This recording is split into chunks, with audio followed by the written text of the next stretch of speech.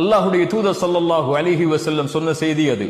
உலகமெல்லாம் ஒன்று சேர்ந்து உங்களுக்கு ஒரு நலவை செய்ய நாடினாலும் அல்லாஹ் விதித்ததை தவிர எதையும் செய்ய முடியாது.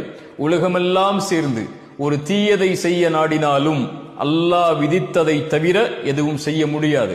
புத்தகம் மூடப்பட்டு விட்டது, பேனாக்கள் உயர்த்தப்பட்டு விட்டது. அல்லாஹ் விதித்ததுதான் எங்களுடைய வாழ்வில் நடக்கும். இந்த சோதனையை கொடுத்தவன் அவன்தான் இதை நீக்குவான் என்ற பொறுமையை கடைபிடிப்பார்கள். அந்த பொறுமையை கடைபிடிப்பவர்களோடு அல்லாஹ் இருக்கிறான். அல்லாஹுடைய தூதர் சொன்னார்கள், ஒரு இறை நம்பிக்கை கொண்டவனுடைய செயல் என்னை ஆச்சரியப்படுத்துகிறது. அவன் எதை செய்தாலும் நலவாகவே அமைகிறது. ஏதாவது நலவை அல்லாஹ் அவனுடைய வாழ்வில் கொடுத்தால் என்ன சொல்லுவான் அவன்? அல்ஹம்துலில்லாஹ், அல்லாஹ்வுக்கே எல்லா புகழும் என்று அல்லாஹுவை சாருவான். ஏன்? கொடுத்தவன் அவன்.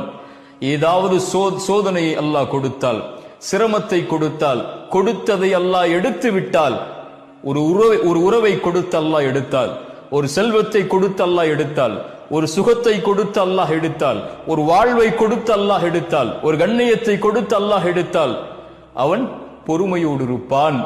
அதுவும் அவனுக்கு நலவாகவே அமைகிறது என்று அல்லாஹுடைய தூதர் ஸல்லல்லாஹு அலைஹி வஸல்லம் சொன்னார்கள்.